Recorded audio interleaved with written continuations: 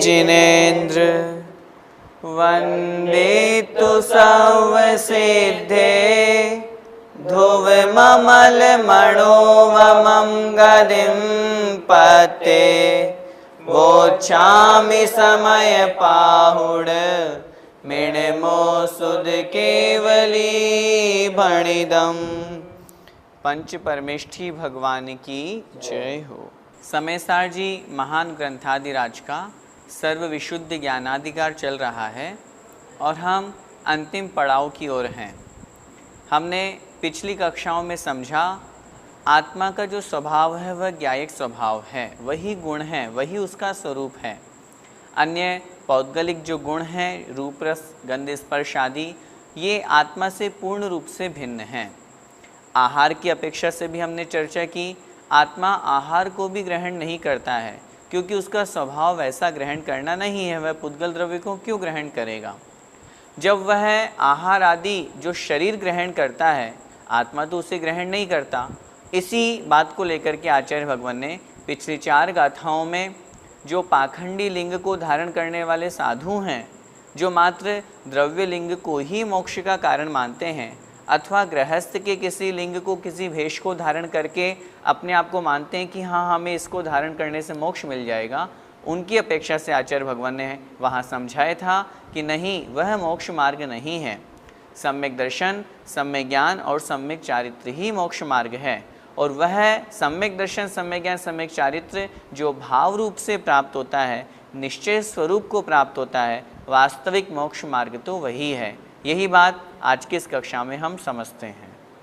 मोक्ष पहे अपाणम, मोक्ष पहे अपाणम, ठवेहि चेद यहि झायहि तं चेव, ठवेहि चेद यहि झायहि तं चेव, तथैव विहरणिच्चं, तथैव विहरणिच्चं, मा विहरसु अन्नद्रव्येषु, मा विहरसु अन्नद्रव्येषु। बोलिए, मोक्ष पहे अपाणम, ठवेहि चेद यहि झायहि तं चैव, तथैव विहरणिच्चं, मा विहरसु अन्नद्रव्येषु। मोक्ष पहे अपाणम, ठवेहि चेद यहि झायहि तं चैव, तथैव विहरणिच्चं, मा विहरसु अन्नद्रव्येषु। गाथा का अर्थ समझते हैं।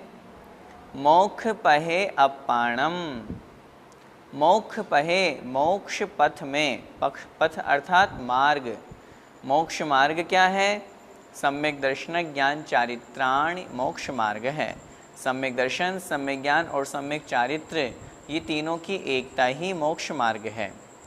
इसलिए आचार्य भगवान कह रहे हैं अपाणम, अर्थात अपने आप को, अपने आत्म स्वरूप को मोक्ष पहे मोक्ष मार्ग में, रत्नत्रय स्वरूप जो मोक्ष मार्ग है, उस मोक्ष मार्ग में ठवे ही स्थापित कर। आचार्य भगवान बहुत करुणा करके हमें उपदेश दे रहे हैं कि मात्र बाह्य लिंग, बाह्य वेश को ही मोक्ष मार्ग मत मानो कि नग्न दिगंबर हो गए और मोक्ष मार्गी हो गए, या यूँ समझ लिए कि हमें मोक्ष मिल जाएगा। या फिर गृहस्थ के किसी वेश को धारण कर लिया, शरीर के ऊपर सिर्फ एक कोपिन लगा ली, बाकी पूरा शरीर नग्न है, गृहस्थ का वेश है, उत्कृष्ट श्रावक का यह वेश है, इसको ही मोक्ष मार्ग मत मानो।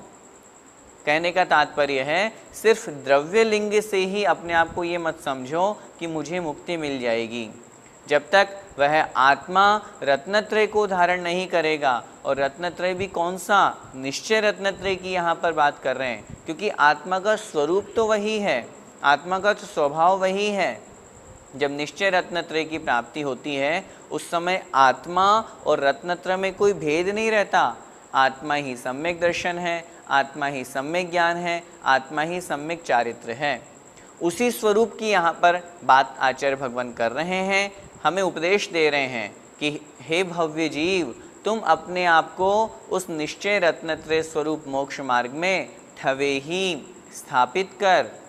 आगे कह रहे हैं चेद यही, अर्थात उसका अनुभव कर, उस आत्मा का रसास्वादन कर।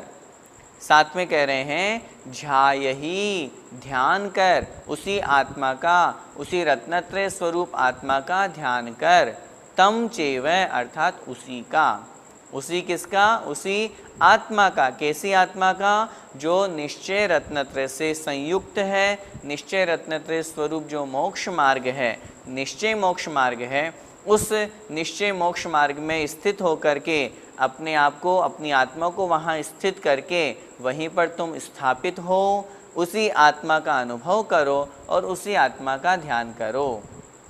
आचार्य भगवान कह रहे हैं आगे, तथैव विहर नित्यम, तथैव उसी आत्मा में ही, कैसी आत्मा, जो निश्चय रत्नत्रयात्मक है, ऐसी उस आत्मा में ही विहर अर्थात विहार कर। नित्यम मतलब नित्य, हमेशा, हमेशा उसी आत्मा में विहार कर। माँ विहरसु अन्न दव्येसु, माँ अर्थात मत नहीं, विहरसु अर्थात विहार कर, मत विहार कर। कहाँ, अन्न द्रव्येसु, अन्य द्रव्यों में। अन्य जो पुद्गल आदि द्रव्य हैं, शुभ अशुभ आदि जो अन्य भाव हैं, उनमें विहार मत कर, अपने शुद्ध स्वभाव में विहार कर, अर्थात आत्मस्वरूप में ही विहार कर। विहार करने का तात्पर्य है उस आत्मस्वरूप में ही पर्यटन कर, उस आत्मस्वरूप में ही लीन हो।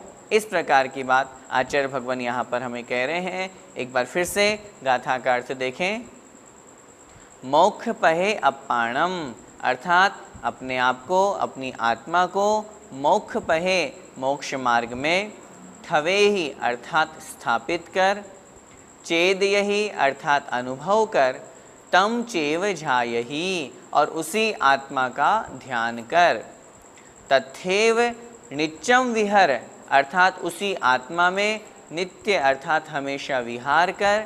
माँ अन्न द्रव्येषु विहरसु अर्थात अन्य द्रव्यों में विहार मत कर, अर्थात अन्य जितने भी पर द्रव्य हैं, पुद्गल आदि हैं, अथवा जीवात्मक भी जो राग द्वेष आदि है, शुभ अशुभ परिणाम है, उनमें विहार मत कर, उसमें अपने मन को मत लगा या उस तरफ चिंतन मत कर। अपने आत्म स्वरूप में लीन होकर के उस निश्चय रत्नत्रय को प्राप्त होकर के परम समाधि को प्राप्त कर। इस प्रकार का उपदेश आचार्य भगवान इस गाथा में दे रहे हैं। गाथा का भावार्थ देखें। हे भव्य, तू अपने आप को मोक्ष मार्ग में स्थापित कर, उसी का अनुभव कर और उस आत्मा में ही निरंतर विहार कर, अन्य द्रव्यों में विहार मत कर। यहाँ विहार से तात्पर्य है अन्य द्रव्यों में अपनी परिणति को, अपने ध्यान को, अपने मन को मत लगा, वहीं आत्म स्वरूप में लीन हो जा। पंडित जी, इस गाथा में किस मोक्ष मार्ग की चर्चा की गई है? वैसे तो गाथा में सिर्फ मोक्ष मार्ग शब्द का प्रयोग किया है, व्यवहार अथवा निश्चय का यहाँ कथन नहीं किया, लेकिन चूँकि कोई भी गाथाएं या कोई भी सूत्र होता है वो पूर्वापर से उपस्कृत होता है, इसी कारण से पूर्व में चूँकि बाह्य लिंग आदि की चर्चा वहाँ पर आचार्य भगवान ने की थी और टीका आदि के माध्यम से हमें यहाँ पर यह समझ में आया, यहाँ पर आचार्य भगवान निश्चय मोक्ष मार्ग की चर्चा कर रहे हैं। जो भाव लिंग है, चूँकि निश्चय रूप अवस्था जहाँ पर प्राप्त होगी, थोड़ा सा अगर और हम अध्यात्म भाषा की बात करें तो आध्यात्मिक ग्रंथों में जैसा कि आचार्य कुंद महाराज ने पूर्व में भी बताया है, जो आत्म स्वरूप में लीन हैं उसी को यहाँ पर वास्तविक सम्यक दृष्टि माना है, उसी को ज्ञानी कहा गया है। तो इसीलिए जो आत्म स्वरूप में लीन निश्चय रत्नत्रय धर्म है, उसी को यहाँ पर भावलिंग स्वरूप स्वीकार किया गया है, इसलिए यहाँ पर निश्चय मोक्ष मार्ग की चर्चा है, ऐसा हमें समझना चाहिए। पंडित जी, अन्य द्रव्यों में विहार नहीं करने से क्या तात्पर्य है? शुभ और अशुभ अन्य जितने भी विकल्प हैं वे अन्य परद्रव्य कहलाते हैं। चूँकि पूर्व की अवस्था में जो देखे हुए हैं अथवा सुने हुए हैं अथवा अनुभव को जो प्राप्त हुए हैं, ऐसे उन विषय भोगों की आंछा करना, वो निदान बंद आदि करना, अथवा अपने उस बाह्य वेश को धारण करते हुए भी, पाखंडी वेश को धारण करते हुए भी मात्र जो बहिरंग में ही रह करके ख्याति लाभ पूजादि की चाह रखते हैं, मिथ्यात्व काम क्रोधादि कषायों से युक्त होते हैं, तो ऐसे जो अन्य पर द्रव्य हैं उन अशुभ विकल्पों को अथवा जो आत्म स्वभाव से च्युत है, भले वे शुभ विकल्प भी क्यों न हो, आचार्य भगवान तो इसीलिए यहाँ पर उपदेश दे रहे हैं, उन शुभ विकल्पों से भी दूर होकर के अपने आत्म स्वरूप को प्राप्त करो। क्योंकि शुभ विकल्प भी संसार तक ही सीमित रखेंगे, मोक्ष में नहीं पहुंचा सकते। मोक्ष को प्राप्त कराने के लिए तो उन शुभ विकल्पों से आगे बढ़ते बढ़ते बढ़ते शुद्ध अवस्था को, शुद्धोपयोग को प्राप्त होना पड़ेगा।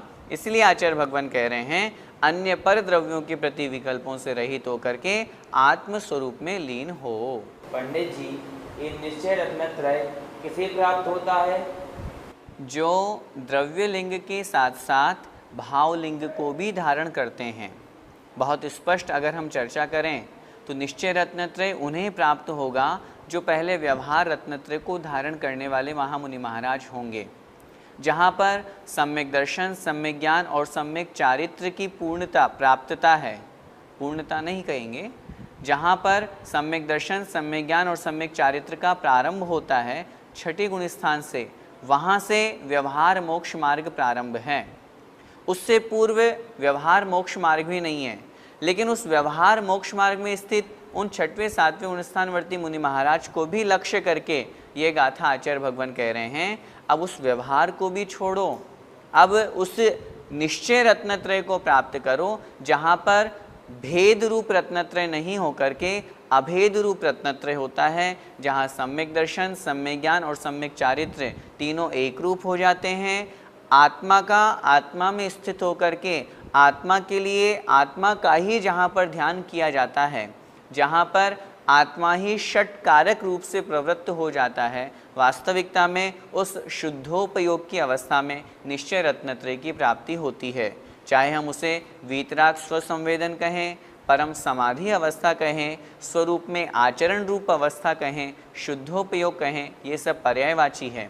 ये जो गाथा है ये उन मुनि महाराजों को लक्ष्य में लेकर के लिखी गई है जो अभी शुभोपयोगी हैं, शुद्धोपयोग को प्राप्त नहीं हुए हैं, सिर्फ बहिरंग में ही हैं, अभी अंतरंग को प्राप्त नहीं हुए हैं। इसलिए आचार्य भगवान उन्हें प्रेरित कर रहे हैं, उस निश्चय रत्नत्रय स्वरूप को प्राप्त करो, उसी का ध्यान करो, उसी मोक्ष मार्ग में अर्थात निश्चय रत्नत्रय स्वरूप उस मोक्ष मार्ग में स्थित होकर के उसी आत्मा का अनुभव करो, अन्य समस्त विकल्पों से दूर होकर के आत्म स्वरूप में लीन हो जाओ। पद्यानुवाद देखें। ध्याओ निजात्म नित ही निज को निहारो, अन्यत्र छोड़ निज को न करो विहारो, संबंध मोक्ष पथ से अविलंब जोड़ो, तो आपको नमन हो मम ये करोड़ो। देखिए आचार्य भगवान भी यहाँ पर कह रहे हैं संबंध मोक्ष पथ का अविलंब जोड़ो। हे भव्य जीव, तुम जल्दी से शीघ्रता से अपने आप का संबंध, आत्मा का संबंध मोक्ष पथ से जोड़ लो, मोक्ष मार्ग में लग जाओ और उस निश्चय मोक्ष मार्ग को प्राप्त कर लोगे तो मैं भी तुम्हारे चरणों में करोड़ों नमस्कार करूँगा, क्योंकि उस अवस्था को प्राप्त हो जाने वाले वे परम महामुनि महाराज महान होते हैं जिन्होंने अपनी आत्मा का कल्याण किया, और उनको नमस्कार आदि करके हम भी अपनी आत्मा का कल्याण करके अपने लक्ष्य को प्राप्त कर सकते हैं। अब आगे आचार्य भगवान उन्हें संबोधित कर रहे हैं जो सिर्फ बाह्य वेश को ही मोक्ष मार्ग मान करके उसी में स्थित होते हैं। तो आचार्य भगवान बहुत स्पष्ट कह रहे हैं उन लोगों ने अभी तक समय सार का ज्ञान प्राप्त नहीं किया। समय सार तो उन लोगों के लिए है जो आत्म स्वरूप को प्राप्त करने के लिए प्रेरित हैं। देखें, पाखंडी लिंगे सुव, पाखंडी लिंगे सुव, गेह लिंगे सुव बहुपयारेषु, गिहिलिंगे सुव बहुपयारेषु, कुर्वन्ति जे ममत्ति, कुर्वन्ति जे ममत्ति, ते हीननादं समयसारम्। ते हीननादं समयसारम्। बोलिए, पाखंडी लिंगे सुव, गिह लिंगे सुव बहुपयारेषु, कुर्वन्ति जे ममत्ति, ते हीननादं समयसारम्। पाखंडी लिंगे सुव, गिह लिंगे सुव बहुपयारेषु, कुर्वन्ति जे ममत्ति, ते हीननादं समयसारम्। अर्थ देखें, पाखंडी लिंगेषु व, पाखंडी लिंगेषु अर्थात पाखंडी लिंगों में। पाखंडी लिंग के बारे में हम पूर्व में अच्छी तरह से पढ़ करके आ चुके हैं, जिसमें मात्र द्रव्य लिंग की ही चर्चा की गई है। जो मात्र चाहे वे साधु नग्न दिगंबर भी क्यों न हो, सिर्फ दिगंबर अवस्था को प्राप्त हो गए और ये समझें कि नहीं यही मोक्ष मार्ग है, इतने मात्र से ही हमें मोक्ष मिल जाएगा, वैसा भी नहीं, वो द्रव्य लिंग भी नहीं। उसके लिए भी आचार्य भगवान कुंद कुंद स्वामी ने उसे पाखंडी का लिंग कहा है, पाखंडी का वेश कहा है। और अन्य संप्रदाय के द्वारा तो जितने भी अपने वेश आदि धारण किए जाते हैं और उनको धारण करने के बावजूद भी यदि वे ऐसा मानते हैं कि नहीं इसको धारण करने से हमें मोक्ष की प्राप्ति हो जाएगी, उनके लिए यहाँ पर पाखंडी लिंगेषु शब्द का प्रयोग किया है। तो ऐसे पाखंडी लिंगों में वह मतलब और गिह लिंगेषु अर्थात गृहस्थ के लिंगों में, गृहस्थ के वेश में जो गृहस्थ में रहते हुए भी किसी वेश को धारण कर लेता है और ये मानता है कि इस वेश को धारण करने से मुझे मोक्ष की प्राप्ति हो जाएगी। ऐसे बहुपयारेषु बहुत प्रकार के, नाना प्रकार के, अनेक प्रकार के, अर्थात अनेक प्रकार के उन पाखंडी के लिंगों में, पाखंडी के वेशों में और गृहस्थ के वेश में कुर्वन्ति जे ममत्ति, कुर्वन्ति अर्थात करते हैं, जे मतलब जो, ममत्ति ममत्व, यह वेश मेरा है और यह वेश मुझे मुक्ति प्राप्त करा देगा, इस प्रकार मान करके उस बाह्य वेश में ही जो अटके हुए हैं, जो उस बाह्य वेश से ही ममत्व रखते हैं, उस बाह्य परिणाम में ही लगे हुए हैं, उनके लिए आचार्य भगवान कह रहे हैं ते ही उनके द्वारा णनादम, ण मतलब नहीं, नादम मतलब जाना गया। क्या नहीं जाना गया? समय सारम, समय सार। यह जो समय सार महान ग्रंथादिराज मैंने लिखा है, आचार्य भगवान कुंद कुंद स्वामी महाराज कह रहे हैं, वह समय सार उन लोगों ने, उन साधुओं ने, उन पाखंडी वेश को धारण करने वालों ने नहीं जाना। अभी तक उन्होंने इस समय सार को पढ़ा ही नहीं है, सिर्फ बाहर से भले ही पढ़ लिया हो, लेकिन इस समय सार को आत्मसात नहीं किया। समय सार आत्मसात तब होगा जब निश्चय रत्नत्रय स्वरूप को प्राप्त होंगे। सिर्फ बाहर में नहीं उलझना, शुभ और अशुभ विकल्पों में नहीं रहना, ये नहीं समझना सिर्फ अशुभ विकल्पों को छोड़ दिए और शुभ को प्राप्त कर लिए, या मुनि बन गए 28 मूल गुणों का पालन कर रहे हैं, इतने मात्र से मोक्ष मिल जाएगा।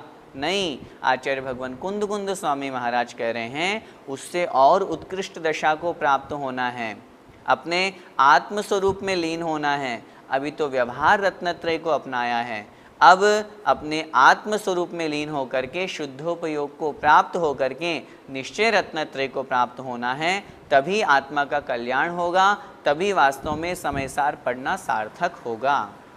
एक बार फिर से गाथा का अर्थ देखें। पाखंडी लिंगेषु व गिह लिंगेषु व बहुप्यारेषु।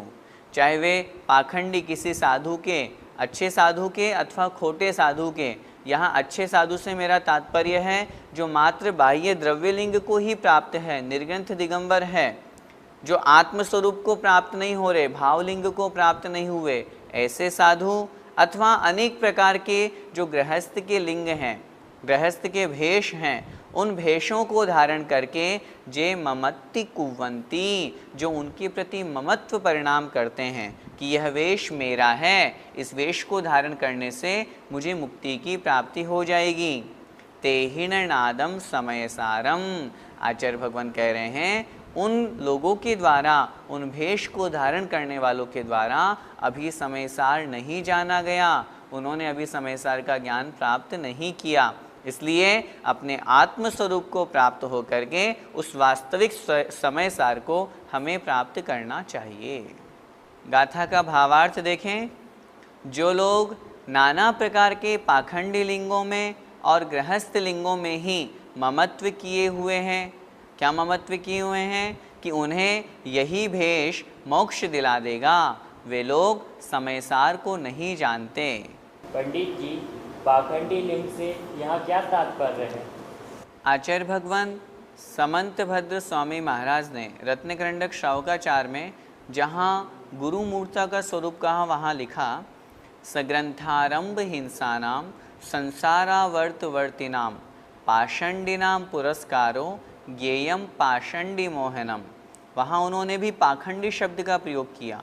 जो ग्रंथ आरंभ और हिंसा से सहित है, संसार के चक्र में जो घूम रहे हैं, ऐसे उन पाखंडी अर्थात उन कुलिंगी वेशधारी जो साधु कहे जाते हैं, उनका सम्मान करना, उनको मानना, उनको पूजना, यह गुरु मूर्ता कहलाती है।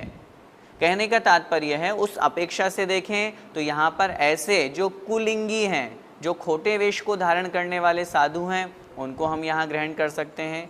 और साथ में ही चूँकि आचार्य भगवान कुंद कुंद स्वामी महाराज ने पूर्व की गाथाओं में जहाँ मात्र द्रव्यलिंग ही है, जहाँ वास्तविक स्वरूप को जिन्होंने प्राप्त नहीं किया है, उन साधुओं की अपेक्षा से भी यहाँ पर कथन किया है, इसलिए उनको भी पाखंडी वेश के अंतर्गत यहाँ ग्रहण करना चाहिए। और गृहस्थ के तो नाना प्रकार के अनेक वेश हैं ही, जो अनेक प्रकार के वस्त्रों को धारण करके, अस्त्र शस्त्रों को धारण करके अथवा साधु के किसी भी वेश को धारण करके अपने आप को ये मानते हैं कि हमें इससे मुक्ति मिल जाएगी, वे सभी यहाँ पर इस पाखंडी लिंग के अंतर्गत ग्रहण करना चाहिए। पंडित जी, क्या हम जान सकते हैं कौन भावलिंगी है और कौन द्रव्यलिंगी? ये हमारा ज्ञान का विषय नहीं है। हम नहीं जान सकते कौन से साधु भावलिंगी है और कौन से साधु द्रव्यलिंगी है। गुणस्थान की अपेक्षा से हम बात करें तो जो 28 मूल गुणों का आगम के अनुसार पालन करते हैं, जिनके अनंतानुबंधी अप्रत्याख्यान और प्रत्याख्यान कषाय का अनुदय हो गया, संजुलन का तीव्र उदय अथवा मंद उदय जिनके चल रहा है, ऐसे 6वें 7वें गुणस्थानवर्ती मुनि महाराज भावलिंगी साधु कहे जाते हैं। उनसे नीचे 1 से लेकर के 5वें गुणस्थान तक के जो मुनि महाराज हैं, वे द्रव्यलिंगी साधु कहे जाते हैं। लेकिन चूँकि ये भावों का खेल है, परिणाम गुणस्थान की अपेक्षा से है, वे गुणस्थान हम ज्ञात नहीं कर सकते हैं, इसलिए हम नहीं कह सकते कौन द्रव्यलिंगी है कौन भावलिंगी है। हम तो सिर्फ बहिरंग वेश और आगम के अनुसार चर्या देख करके ही उन मुनि महाराज को नमोस्तु करते हैं। इसलिए जिनके 28 मूल गुण हो, जो आगम के अनुसार चर्या करने वाले मुनि महाराज हो, अपने आचार्य अपने गुरु की आज्ञा में रह करके विहार करते हों अथवा संघ में रहते हों, जो गुरु आज्ञा से बाहर रह करके अकेले विहार करते हों, उन साधुओं को छोड़ करके जो सही निरतिचार पालन कर रहे हैं, उन साधुओं को सच्चे साधु जान करके हमें उन्हें नमोस्तु आदि क्रिया करनी चाहिए। बाकी द्रव्यलिंग और भावलिंग का ज्ञान ये हमारा विषय नहीं है। पंडित जी, तो क्या फिर वर्तमान में भावलिंगी साधु हैं? जैसा कि हमने बताया कि हम नहीं जान सकते कौन द्रव्यलिंगी है कौन भावलिंगी है, लेकिन यदि हम वर्तमान समय की बात करें कि क्या वर्तमान में भावलिंगी साधु पाए जाते हैं, तो यह निश्चित रूप से कहा जाएगा बिल्कुल पाए जाते हैं। और वर्तमान ही नहीं, पंचम काल के अंत तक भावलिंगी साधु पंचम काल में पाए जाएंगे। प्रारंभ से लेकर के अंत तक आचार्यों ने शास्त्रों में स्पष्ट लिखा, भावलिंगी साधुओं का अभाव पंचम काल में नहीं है। अंतिम मुनि वीरांगद नाम के जो मुनि महाराज हैं वो भावलिंगी हैं। 6वें 7वें गुण स्थानवर्ती मुनि महाराज हैं, वे भावलिंगी साधु कहे गए हैं। वर्तमान में द्रव्यलिंगी साधु और भावलिंगी साधु दोनों हैं। हम नहीं कह सकते कि इनका कौन सा लिंग है, लेकिन वर्तमान में भावलिंगी साधु भी हैं। जो लोग ये निषेध करते हैं पंचम काल में मुनि नहीं होते हैं, पंचम काल में भावलिंगी साधु नहीं होते हैं, उनसे मेरा निवेदन है जरा शास्त्र उठा करके पढ़िए, समझिए और आगम के अनुसार चर्या करने वाले उन मुनि महाराज को देखिए। जो आगम के अनुसार चर्या कर रहे हैं उन मुनि महाराज को हम भावलिंगी है या नहीं ये हम नहीं कह सकते, लेकिन चूंकि आगम के अनुसार चर्या है, 28 मूल गुणों का पालन कर रहे हैं, तो फिर हमें उन्हें मुनि मानने में क्या आपत्ति है। हमें उन्हें नमोस्तु करना चाहिए। हमारे सम्यक दर्शन का प्रथम सोपान ही है सच्चे देव शास्त्र गुरु पर श्रद्धान करना। तो फिर जब सच्चे गुरु के स्वरूप को जानने के बावजूद भी अगर हम वस्त्रधारी को गुरु मानेंगे तो फिर हमारा सम्यक दर्शन कैसे रह सकता है। इसलिए यहाँ आज की इस कक्षा से समय सार का जो सार यहाँ पर आचार्य भगवान कह रहे हैं, वैसे तो उन्हीं साधुओं के लिए कहा गया है जो बहिरंग सब वेशों को त्याग करके भावलिंग को धारण करके अपने आत्म स्वरूप में लीन होते हैं, जो शुभ और अशुभ सभी विकल्पों से रहित होकर के शुद्ध स्वरूप को प्राप्त होते हैं, ज्ञायक स्वभाव को प्राप्त होते हैं। वास्तव में आचार्य भगवान कुंद कुंद स्वामी महाराज का समय सार उन्हीं के लिए है। हम भी यही भावना भाते हैं, हम भी व्यवहार रत्नत्रय को प्राप्त करके मुनि बन करके शुद्धोपयोग को प्राप्त करके उस समय सार को प्राप्त करें, ऐसी हम सबकी भावना है। पद्यानुवाद देखें। गार्हस्थ्य लिंग भर में मुनि लिंग में ही जो मुग्ध साधक रहा बहिरंग में ही अज्ञात ही समय सार उसे रहेगा संसार में भटकता दुख ही सहेगा। जय जिनेंद्र।